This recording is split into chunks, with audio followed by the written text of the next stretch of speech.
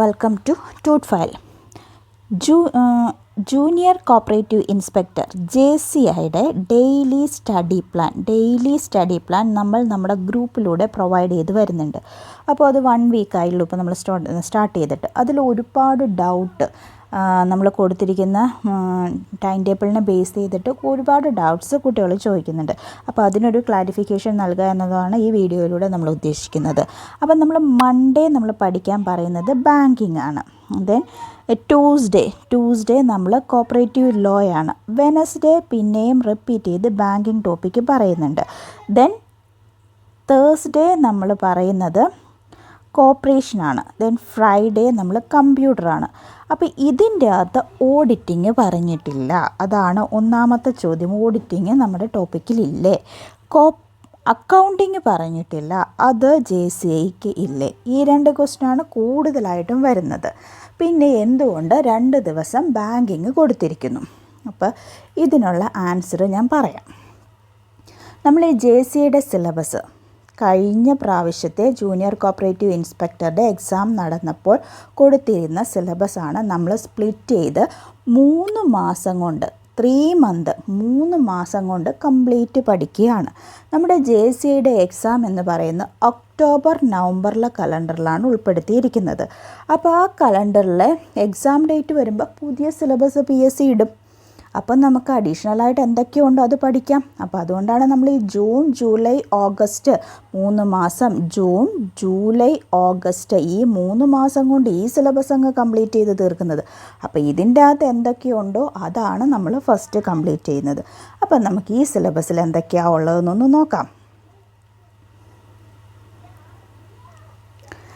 ഈ സിലബസിൽ പാർട്ട് 1 കൊടുത്തിരിക്കുന്നത് കണ്ടോ? Cooperation and other economic system. Part 1 ഒന്നാമത്തെ മൊഡ്യൂൾ. രണ്ടാമത്തെ module evolution and development of cooperative principle. മൂന്നാമത്തത് type of cooperatives in India and in Kerala. Then fourth management and working of major cooperative organisation and institution in aid of cooperatives. 5 cooperative audit. അപ്പോൾ എവിടെയാണ് വരുന്നത് cooperative audit വരുന്നത്? നമ്മുടെ കോപ്പറേഷൻ്റെ അകത്ത് തന്നെയാണ് ഈ സിലബസിൽ കോപ്പറേറ്റീവ് ഓഡിറ്റ് ഇൻക്ലൂഡ് ചെയ്തിരിക്കുന്നത്. കോപ്പറേഷൻ എന്ന് പറയുന്ന സിലബസിൻ്റെ അകത്ത് കോപ്പറേഷനുണ്ട്, ഓഡിറ്റുണ്ട്, ലോ ഉണ്ട്. ഇതെല്ലാം കൂടെയാണ് ഈ സിലബസിൽ വരുന്നത്. അത് തന്നെ നമ്മൾ 2ആയിട്ട് സ്പ്ലിറ്റ് ചെയ്തിട്ടുണ്ട്. കോപ്പറേഷൻ എന്നും കോപ്പറേറ്റീവ് ലോ എന്നും 2 ദിവസം പ്രൊവൈഡ് ചെയ്തിരിക്കുന്നുണ്ട്. അപ്പോൾ ഈ കൊടുത്തിരിക്കുന്ന ഫസ്റ്റ് കോപ്പറേഷൻ എന്ന് പറയുന്ന ഇതിൽ കൊടുത്തിരിക്കുന്ന സിലബസിനെയാണ് 2 ദിവസം ആഴ്ചയിൽ കൊടുത്തിരിക്കുന്നത്. അതപ്പോൾ നമ്മൾ 3 മാസം എന്ന് പറയുമ്പോൾ ഒരു സബ്ജക്റ്റിന് 13 ദിവസം കിട്ടും. അപ്പോൾ 26 ദിവസം കൊണ്ട് നമ്മൾ ഈ കോപ്പറേഷൻ എന്ന് പറയുന്ന ഈ മൊഡ്യൂളിൽ കൊടുത്തിട്ടുള്ള ഈ 9 ടോപ്പിക്സും അങ്ങ് കംപ്ലീറ്റ് ചെയ്യുകയാണ്. അപ്പോൾ 9 ടോപ്പിക്സിൽ 5-ാമത്തെ ടോപ്പിക്കാണ് കോപ്പറേറ്റീവ് ഓഡിറ്റ്. 6-ാമത്തെ ടോപ്പിക്കാണ് എന്ത്? Issue of cooperative management, issues in cooperative management. ഇതെന്താണ് ഇഷ്യൂസ് ഇൻ കോപ്പറേറ്റീവ് മാനേജ്മെൻറ്റ് എന്ന് പറയുന്നത്? കോപ്പറേറ്റീവ് ലോ ആണ്. Then settlement of dispute cooperative law ആണ്. Source of funds cooperative law ആണ്. Cooperative legislation in India and Kerala എന്ന് പറയുന്നത് എന്താണ്? അത് കോപ്പറേറ്റീവ് ലോയുടെ ഇൻട്രൊഡക്ഷനാണ്. ഈ കാര്യങ്ങളൊക്കെയാണ്. അപ്പോൾ നമ്മുടെ കോപ്പറേഷൻ എന്ന് പറയുന്നതിൻ്റെ അകത്ത് കൊടുത്തിരിക്കുന്ന 9 കാര്യങ്ങളിൽ എന്തൊക്കെയുണ്ടെന്ന് നിങ്ങൾക്ക് കൃത്യമായിട്ട് മനസ്സിലായില്ലേ? 9 എണ്ണത്തിൻ്റെ അകത്ത് ഫസ്റ്റ് തന്നെ കൊടുത്തിരിക്കുന്ന ലാസ്റ്റ് 9-ാമത്തെ എന്താണ്? Cooperative legislation in India and Kerala. അത് നമ്മൾ ഇൻട്രൊഡക്ഷനായിട്ട് കോപ്പറേറ്റീവ് ലോയുടെ ഇൻട്രൊഡക്ഷനായിട്ട് പഠിക്കുന്ന കുറേ കാര്യങ്ങളാണ്. ദെൻ ഇവിടെ മുതൽ ഓഡിറ്റ് മുതൽ കോപ്പറേറ്റീവ് ഓഡിറ്റ് മുതൽ 5, 6, 7, 8, 9 ഇത്രയാണ് നമ്മുടെ കോപ്പറേറ്റീവ് ലോയിൽ നമുക്ക് പഠിക്കാനുള്ളത്.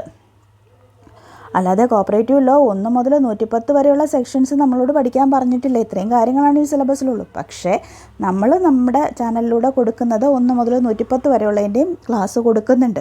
അത് ജൂനിയർ കോപ്പറേറ്റീവ് ഇൻസ്പെക്ടറിനും ജൂനിയർ ക്ലർക്കിനും യൂസ്ഫുൾ ആവട്ടെ എന്നുള്ള രീതിയിലാണ് കോപ്പറേഷൻ എന്ന് പറയുന്ന ഒരു ദിവസം പഠിക്കാൻ കൊടുക്കുന്നതിൽ നമ്മൾ തുടങ്ങുന്നത്. 1 മുതൽ 110 വരെയുള്ള സെക്ഷനും അതുമായിട്ട് ബന്ധപ്പെട്ട റൂൾസും നമ്മൾ ക്ലാസ് കൊടുക്കും. കുട്ടികളോട് പഠിക്കാനും പറയും. ദെൻ ഇനി നമുക്ക് നോക്കാം പാർട്ട് 2 ബാങ്കിങ്ങിൽ നമുക്ക് എത്ര മൊഡ്യൂൾ പഠിക്കാനുണ്ട്? 10 മൊഡ്യൂൾസ് കൊടുത്തിട്ടുണ്ട്. ഈ 10 മൊഡ്യൂളും എന്താണ്? ബാങ്കിങ് ആണ്. ബാങ്കിങ് എന്ന് പറയുന്നത് ഒരുപാട് കണ്ടൻറ്റ് കൂടുതൽ കൊടുത്തിട്ടുണ്ട്. അതുകൊണ്ടാണ് നമ്മൾ ബാങ്കിങ്ങിന് 2 ദിവസം കൊടുത്തിട്ട്. കൊമേഴ്ഷ്യൽ ബാങ്കിങ് ആണ് ഒന്നാമത്തത്, രണ്ടാമത്തെ central banking, 3 Indian commercial banking and pre liberalisation period, 4മത്തത് Indian commercial banking post liberalisation, 5 banking legislation in India, 6 practice of banking, 7 law relating to negotiable instruments, 8 agriculture and micro finance by banks, 9 technological advances in banking, 10 recent trends in Indian banking. അപ്പോൾ banking എന്ന് പറയുന്നതിൽ 10 മൊഡ്യൂളുണ്ട്. ഇത് ഓരോ മൊഡ്യൂൾസായിട്ട് അത്രയും content കൂടുതൽ പഠിക്കാനുണ്ട്. പക്ഷേ നമ്മുടെ കോർപ്പറേഷനിൽ നമുക്ക് 9 മൊഡ്യൂളേ കൊടുത്തിട്ടുള്ളൂ. ആ 9 മൊഡ്യൂളിനെ നമ്മൾ 2ആയിട്ട് സ്പ്ലിറ്റ് ചെയ്ത് കോപ്പറേറ്റീവ് ലോ എന്നും കോർപ്പറേഷൻ എന്നും 2ആയിട്ട് സ്പ്ലിറ്റ് ചെയ്തിട്ടാണ് പഠിക്കുന്നത്. അപ്പോൾ 2 ദിവസം ഈ 9 മൊഡ്യൂളിനാണ് നമ്മൾ സ്പ്ലിറ്റ് ചെയ്തിരിക്കുന്നത്. ഈ 10 മൊഡ്യൂൾ ഉള്ളത് കൊണ്ടാണ് നമ്മൾ ബാങ്കിങ്ങിന് 2 ദിവസം പ്രൊവൈഡ് ചെയ്തിരിക്കുന്നത്. ദെൻ പിന്നെ വരുന്ന പാർട്ട് 3 എന്ന് പറയുന്ന IT ആൻഡ് സൈബർ ലോ ആണ്. IT ആൻഡ് സൈബർ ലോയ്ക്ക് നമ്മൾ ഫ്രൈഡേ കൊടുത്തിട്ടുണ്ട്. പക്ഷേ നമുക്ക് 13 ദിവസമൊന്നും വേണ്ട, ഇത്രയും കണ്ടൻറ്റേ ഉള്ളൂ ITയിൽ പറഞ്ഞിരിക്കുന്നത്. അപ്പോൾ നമുക്ക് കുറച്ച് ദിവസം കഴിഞ്ഞ് കഴിയുമ്പോൾ നമുക്ക് അഡീഷണലായിട്ട് എക്സ്ട്രാ എന്തെങ്കിലും പഠിക്കാനുണ്ടെങ്കിൽ അവിടെ ഇട്ട് കൊടുക്കാം. PSC എപ്പോൾ നമുക്ക് പുതിയ സിലബസ് തരുന്നു അന്നേരം അതിൽ എന്തൊക്കെ ഇൻക്ലൂഡ് ചെയ്ത് വന്നിട്ടുണ്ടോ അതെല്ലാം ചേർക്കാനായിട്ട് നമുക്ക് ദിവസങ്ങളുണ്ട്. നമ്മൾ അതിനുള്ള സമയവും ഇട്ടിട്ടുണ്ട്.